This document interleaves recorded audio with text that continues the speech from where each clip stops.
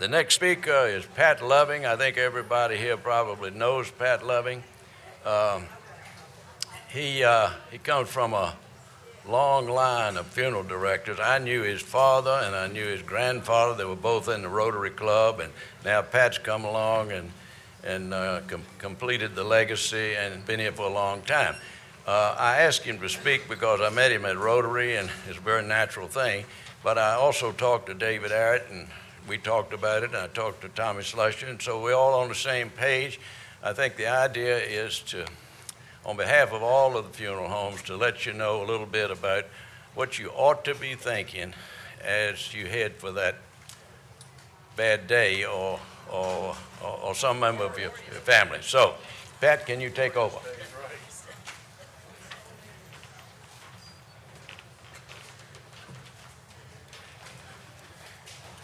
You know, when I was a young kid, I was a Boy Scout, and then I was in an Explorer post. I know. And he was my advisor. And I never learned to tell him no. So when he asked, I couldn't help it. Also, when I was in high school, I was in speech class. Mrs. Fleshman told me one day, she said, "Pat, you have the most resonant voice of any student I've ever taught."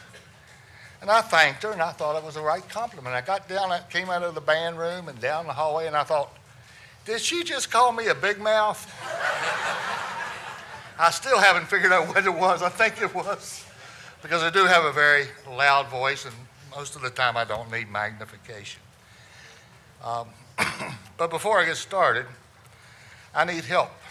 And I've asked Curly to come up here and help me. Pat, I'd just like to know if you could explain what prearrangement is. Yes, I can, Curly. This is the general price list of the Loving Funeral.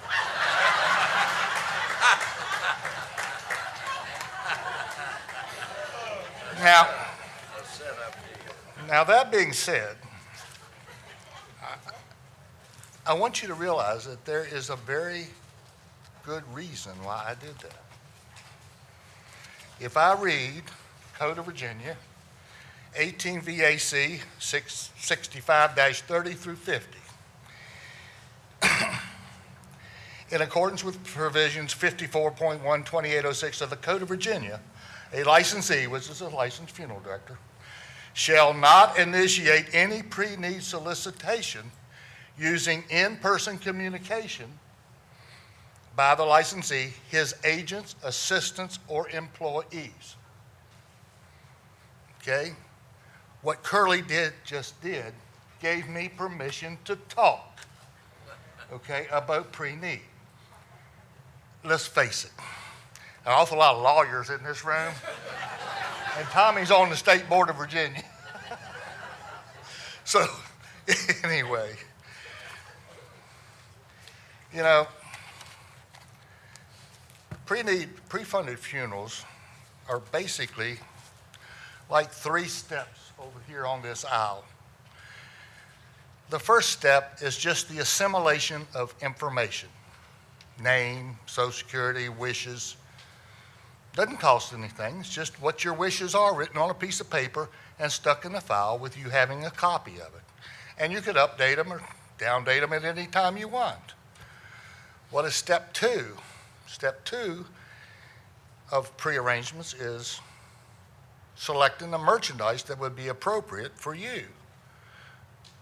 Select the casket, the vault, the cremation urn, whatever the case may be. You select, you still don't have to pay for it.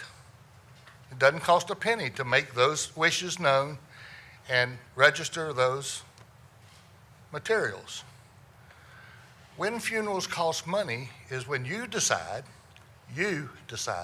to pre-fund it. Now, what does that involve? That means you figure out what it costs today, you put the money, you write me a check or write the check to the insurance company, and I simply fill out the forms and buy a single premium lump sum life insurance policy for that funeral. And that money sits in the trust and it grows at the CPI, What is that? The Consumer Price Index. Now, how the insurance companies do that is they average the CPI for the whole year, and that's the interest they pay on that trust or that insurance policy this year. If it's 1, 2, maybe 3%. And every year they do that, and the money adds on to the end of that policy. Well, guess what? We all know inflation. We all know funerals go up.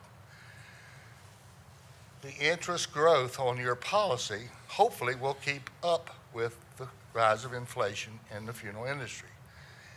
I can sit here and tell you that it probably won't. May come close. Better to owe a couple of hundred than a couple of thousand by doing nothing. Now, why do you want to do that? Why would you even want to think about doing a burial trust? Well, some people just feel better if they get it out of the way. They just say, well, I'm going to do what I want, not what the kids want. Right? Some people end up going in nursing homes. As Janice told you earlier, to be eligible for Medicaid in a nursing home, you could have no more assets than $2,000. Well, you can't hardly go to dinner for that. So, and we all know that's not going to pay for a funeral. Now, before we get into that, remember, you all do not need a funeral home to do a burial trust. You can do your own. The limit's $3,500. That's all you can do. If you do it through a funeral home, what the law says, to be eligible for Medicaid, you can have no more assets than $2,000. However, if you can produce a contract with a funeral home specifying the merchandise to be delivered, the services to be performed, legitimate cash advances, opening of the grave, flowers, tax, flower books, register books, whatever, you can put as much money into that trust as necessary, and it will be considered a compensated transfer of assets and not count against the individual for Medicaid eligibility. So now you can take 7, 8, 10, 12, whatever you want, and transfer it over there. What does this do? If you have too many assets, it may help reduce the number a little bit. I'm reminded of, I go back to when my mother was in a nursing home for 16 years. And we watched, and I heard when she was telling us you could have no $2,000, everybody went, oh, how do I save my money? Well, she got a few tricks up her sleeve, but the one legal trick is you can put the money into a burial trust. Now, the law goes a step further and says, if there be excess monies in the trust, and if the individual has been receiving a Medicaid benefit, social services may collect any excess monies as a reimbursement of benefits paid. That's simple, isn't it? Years ago, that wasn't in the law, and you had people coming in picking up $20,000 funerals pre-need and $5,000 funerals at need, and pocketing the $15,000. That wasn't there, but they got it straightened out. You can't do that anymore.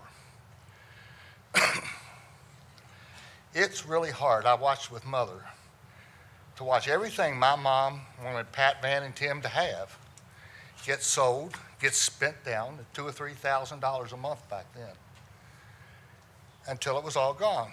And then she went on Medicaid. She inherited $60-some thousand from her family in Alabama. And she came off of Medicaid, went back on self-pay. We took $8,000 of Mother's money and put it in a burial trust. And the rest of the $52,000 went down $3,000 a month till it was all gone, and she went back on Medicaid. Now, it wasn't easy to watch all of that, because my parents worked hard. They saved their money. They wanted Pat, Van, and him to be helped out. There was nothing.